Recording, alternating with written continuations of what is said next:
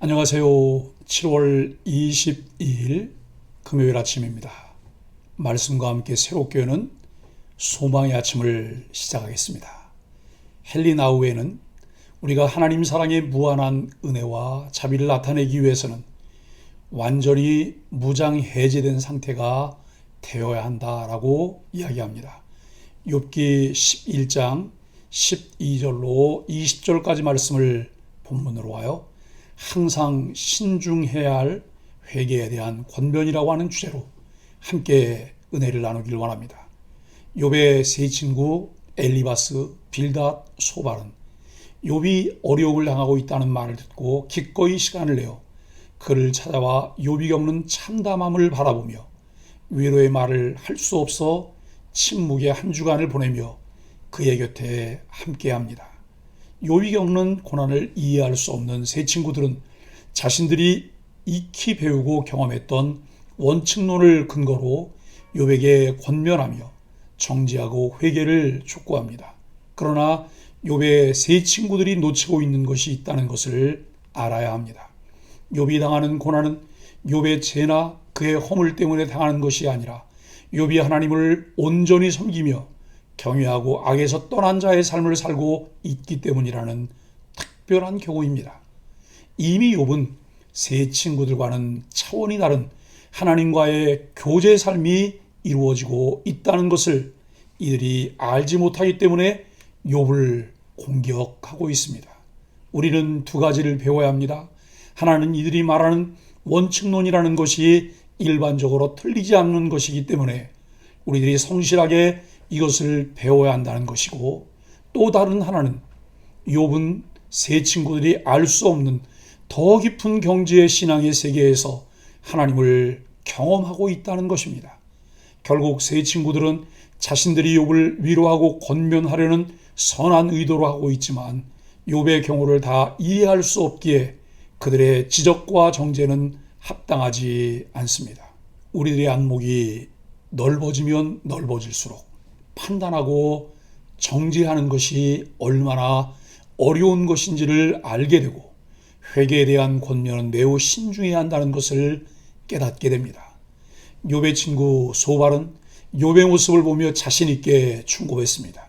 하지만 그는 욥을 잘 몰랐습니다. 그 상황을 주관하시는 하나님에 대해서도 알지 못했습니다.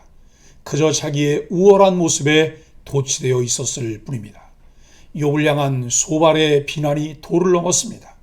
그는 욥이 어리석은 자, 야생 당나귀 같다고 공격합니다. 소발이 이렇게 욥을 비난하는 이유는 단 하나입니다. 자신의 말에 동의하지 않고 자신의 권면을 따르지 않기 때문입니다. 그가 보기에 욥은 죄인인데 왜 자신의 말을 인정하고 회개하지 않느냐고 욥을 다그칩니다. 그런데 소발 역시 욥처럼 욥이 무슨 죄를 지었는지 회개해야 할 죄가 무엇인지 알지 못했습니다. 그래서 그는 권고나 비난은 결코 올바르지 않습니다. 근거가 없기 때문입니다. 소발은 욥에게 마음을 정하고 하나님을 향한 손을 뻗으라고 권합니다. 그런데 욥은 이미 그렇게 하고 있습니다. 계속 하나님 앞에 간구하고 가난한 마음으로 구하고 있었습니다. 그런데 욥은 아무리 찾아도 깨닫고 제거해야 할 죄가 없었습니다. 왜냐하면 고난의 원인이 죄가 아니었기에 고난의 원인이 될 만한 죄를 찾지 못하는 것은 당연합니다. 내용을 잘 알지도 못하는 소발은 욥이 겪는 고난의 이유를 죄 때문이라 단정하고 회복을 위해 죄악을 철저히 제거하라고 합니다. 물론 통렬한 회개가 회복을 가져오기도 합니다. 하지만 모든 고난이 죄 때문에 오는 것이 아니듯 회개가 모든 고난의 해결책도 아닙니다. 고난에 담긴 하나님의 뜻을 분별하는 것이 중요합니다. 하지만 회개하면 고난이 쉽게 해결된다는 식의 접근은 자칫 하나님의 뜻을 오해하고 형제나 자매를 고통스럽게 할 수도 있음을 알아야 합니다. 우리는 타인이 겪는 어려움에 대해 말할 때 각별히 주의를 기울여야 합니다. 최소한 손을 뻗어 하나님께 간절히 간구하는 사람에게 손을 들어 하나님께 기도하면 하나님이 회복시키리라는 형식적 공고는 하지 말아야 합니다. 17절로 20절은 회복의 소망을 논하고 있습니다. 소발은 자신의 말을 따르면 두려움이 사라지고 환난과 고통을 잊게 될 것이라고 자신 있게 단언합니다. 하지만 그렇지 않았습니다. 나중에 욥이 회복되기는 했지만 그가 말한 대로 된 것은 아닙니다. 우리가 하나님에 대한 지식과 믿음을 갖는 것은 중요합니다. 하지만 하나님의 광대하심과 성령의 역사 앞에서 겸손해야 합니다. 아마 소발은 자신의 말을 뒷받침할 지식과 경험이 있었을 것입니다. 그러나 하나님은 그의 지식과 경험보다 훨씬 크신 분이고 그의 지식은 욥의 상황에 아무짝에도 소용이 없었습니다. 욥의 상황이 소발을 비롯한 친구들이 알고 있던 원칙론인 일반적인 상황이 아니기 때문에 그것을 정용하는 것은 아무런 도움이 되지 않고 오히려 고통을 가중하게 됩니다. 그렇다면 소발이 틀렸을까요? 아닙니다. 반은 맞고 반은 틀립니다. 우리는 분명히 죄인이고 하나님께 겸손히 간구하면 하나님이 구원해 주십니다. 이런 신앙의 논거와 소발의 주장은 크게 다르지 않습니다.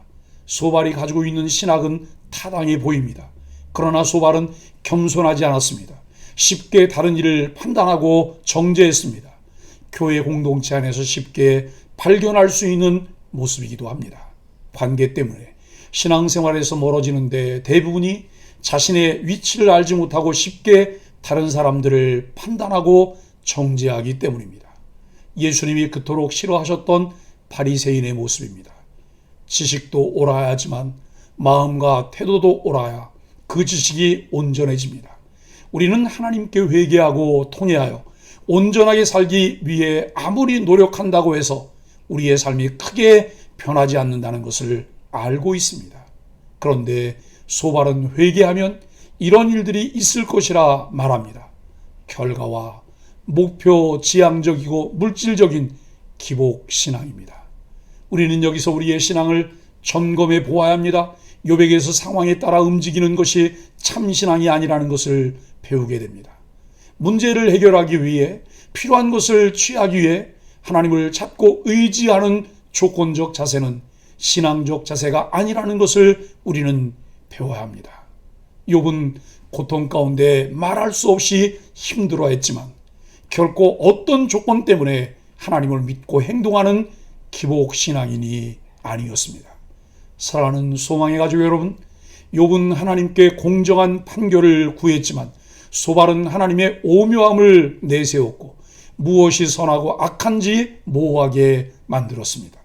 하나님의 지혜와 지식이 오묘하다고 주장한 소발은 결국 자신이 하나님뿐 아니라 그분의 지혜와 지식도 모른다는 사실을 드러냈을 뿐입니다. 참 지혜는 아는 것을 안다고 하고 모르는 것은 모른다고 하며 자기의 얄팍한 지식을 자랑하지 않는 것에서 시작합니다. 하나님 말씀에 대한 바른 지식을 갖기 위해 교회 공동체와 함께 매일 소망의 아침 묵상에 좀 더 집중하는 것도 한 방법입니다. 소발은 친구의 고통과 그의 고집스러움을 보면서 그를 정죄하지만 원칙론에서는 틀리지 않았다는 것도 우리는 놓쳐서는 안 됩니다. 그러나 소발이 너무 경직되어 자기가 알고 경험한 것에만 매몰되어 있었고 그의 신앙 지식이 그의 시야와 마음을 온유하게 만들지 못했습니다. 이런 상태에서 그는 자신의 지식과 믿음을 자신 있게 적용하는 우를 범했습니다. 우리는 이런 자기 확신으로 가득한 태도를 주의해야 합니다. 내가 모르는 바도 있고 깨닫지 못한 부분도 있을 수 있다는 것을 늘 생각하며 겸손히 주의 은혜와 도우심을 구하며 신중해야 할 것이 무엇인지를 깨닫는 소망의 가족들이 되기를 예수 그리스도의 이름으로 간절히 축복합니다. 함께 기도하겠습니다. 욥에게 회개를 촉구하는 소발의 발언을 들으며 우리 자신에게 먼저 회개의 잣대를 대기 원합니다. 생각과 언행으로 지은 모든 죄를 십자가 앞에 가져가오니 용서하여 주옵소서. 우리의 삶과 가정 안에 있는 그리고 공동체 안에 있는 불의를 제거하고 주님께 마음을 확정하며 거룩한 손을 들어 예배하게 하여 주옵소서. 예수님의 이름으로 간절히 기도합니다. 아멘.